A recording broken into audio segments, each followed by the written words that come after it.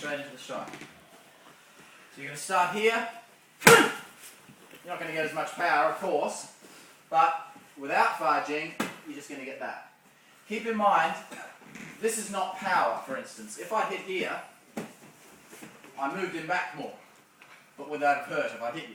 It wouldn't have done. It's just like me pushing him backwards. It's going to move his body more, so it looks like, oh, he had lots of power because his body moved back. That's nothing to do with power. Doesn't matter how, when you punch a bag, doesn't matter how far the bag moves, it matters how far the bag shakes. So basic principle, just come over here. Basic principle being, he's moved that far, but there's no shock to his body. Whereas, just that, it's the complete different principle. He didn't move at all, but he had that shock going to his body. That's what we're trying to achieve with fudging striking. You don't want to, when someone comes in to attack you, I don't want to hit it, say if you come here or something, say if I've done this and I'm coming with a strike on his chest or something, I don't want to hit him here and then have his body end up over there.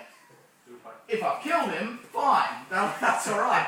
But I don't want to hit him back there and then you still be going, okay, he's now giving you another chance to come back in and get me again. I want to hit him with the maximum force, I'll probably hit him to the face of course, but I want to hit him with the maximum force possible and have his body stay where it is. If he's knocked out, he'll crumple to the ground. But if not, bam, and I can come straight back in with several other shots. So I'm not giving him any possible chance. If he's knocked back, that gives him some kind of chance to regain his consciousness and come back in with a strike. So any strikes we do, the whole aim is not to push him back at all. In fact, your fudging is better if he stays where he is, but if he goes like that, that's fudging. If he goes back here, that's not fudging. So when you see these people doing their, with the Tai Chi system in particular, you see these people doing their fudging on the bag, and it's just all games, and they literally go to the extent of hitting it from back here. It's just all garbage, of course. But you'll see these so-called Tai Chi masters, and they just go like this. They don't hit the bag at all, but they just go, and the guy holding the bag will literally throw himself back across the room and slam into the wall. It's just completely, they're just playing along the game with their master. It's always the classic thing of, must make master look good. It's just brainwashing their students to make their master look good. And they've done it through so many years. Some people literally go to the extent, I've seen it happen, by where these people who are doing all this stuff, they've been doing it for so long, only training with their own students, they think they're a god. They think they can beat anyone because, of course, they're doing these little movements like this and knocking all their students down. They go into a ring fight and get the shit kicked out of them because I've seen this guy once and he was the master of no-touch knockout and he's doing this demonstration, literally going like this, and knocking people out without even touching them. All his students are going back like this. And then he had a tournament fight with a kickboxer. Kickboxer just comes in and goes, boom!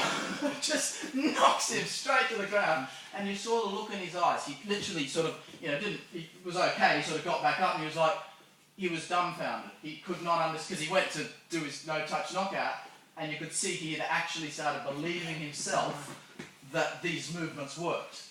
That's why it's most important. I always get, any of my students, especially my bigger students, I'll say to them, when we're doing any training, if I don't hurt you, hit me back, or if I say, okay, I'm doing this technique too, don't let me do the technique. I want you to hit me like you'd hit any other bloke. Don't try to make me look good, especially in class when I'm teaching. Don't make me look good in class. If I'm having pissy shots, if I'm having a bad day or something, don't go, oh, bounce back or something. You want to keep it real. So, fingers on the bag now, like that. So the only movement you've got is that. Like that, just straight into the bag. Make sure, and mitt holder, because the person doing the punching will always subconsciously just have that little shoulder kick back before hitting. So just, the mitt holder, just try to watch your partner, and if you see him go like that, tell him straight away, so that he knows, oh, no, you're loading back, don't load back. Obviously you never, realistically you're not going to have to hit someone from here, but if you can get a good amount of force from that really close range, you're never going to have a problem knocking someone out from a more practical sort of range. So fingers on the bag, put yourself sort of more in position this time, so you like that, and just slam it in like that. And if you can get even just that much, keep in mind that much pressure under his nose, or stomach 9, or under the eye socket, something like that, that's going to knock him out anyway. Like that. Fingers on the bag. Can you explain how you can get that force with the limb extended like outside of your body?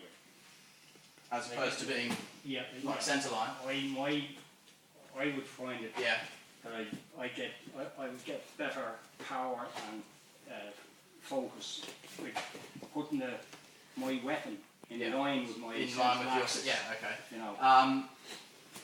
The Tai Chi principle is exactly the same as that for a fist stroke.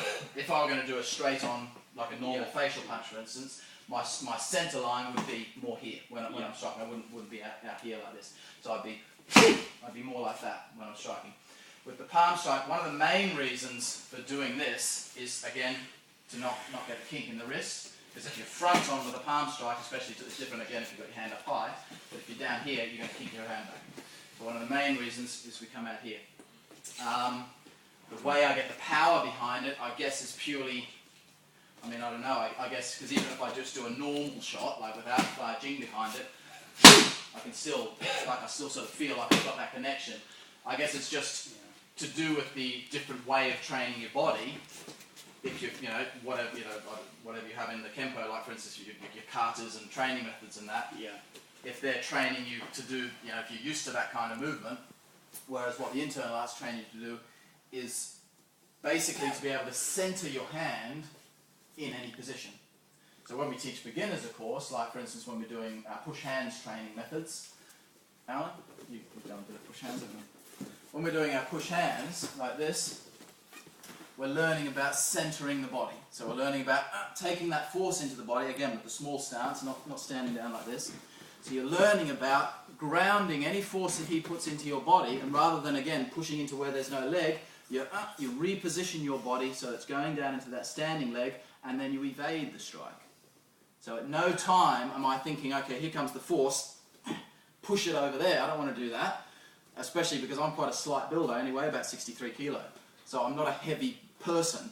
I don't want to go force on force with Alan. He's bigger than me, so he'll probably beat me. So when he puts his force in here, I'm going to move to the side and knock him as he goes past. That's the whole principle behind everything we do. Right, so here, I'm learning about my centre. So to withstand this force coming in onto my arm, the best place to do it is to have it in my physical centre line, like this. So all beginners have to learn like that. And that is obviously where I'll get my absolute pinnacle of strength to hold this force on. Yes, but do you understand the point I'm making, that you're striking... Oh yeah, that's what I'm getting on to. Sorry. I'm saying this is what we teach the beginners. So we learn about connecting the wrist to the centre. Whether that be for holding force, or obviously when I'm doing the push, I'm sort of training all those muscles for throwing out force, for punching. Later on, as we get more advanced, we start, here's our push hands. I can do my push hands here and still hold that force, but I'm still connecting that to my centre. I don't have to be physically in the centre to be able to hold this force and evade and strike, and I'm still getting plenty of power coming off, but I'm still connecting. So it's just literally, the difference is, it's just literally all the training methods within the internal arts teach you to centre your hand no matter where it is, so that I can, if I need to, strike out that direction, out this direction, or physically in the centre line. Okay, right, so that strike one more time. So exactly the same strike as what we've just been doing, there like that, but slam it in like that. If you wish, for instance, if you're more used to doing that centre line one, if you want to have a try of that, and if you're more used to doing fists rather than punches,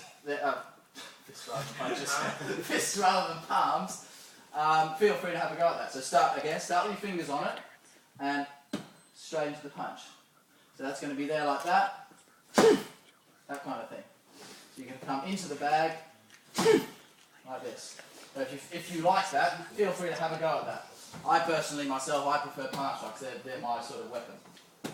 So I like to do this one here, but again, start, so you naturally got that yin-shaped hand on the top, long finger touching the bag, like that. There's no component of coming back like this. I'm going to start with my waist here, and I'm going to open my waist out, but again I'm going to shake it back and centre. So I finish where I started. Here's where I'm starting the strike. I'm going to shake a little bit this way to give me some momentum.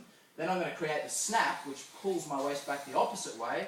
That's when I make contact, and then relax back again. So I finish essentially where I started from. So like that, you're getting that sort of thing. If you can get that sort of power going, and keep in mind, as I said, you're shaking the body like that. You're not pushing him back, and it's like that. Don't stay in contact with the bag.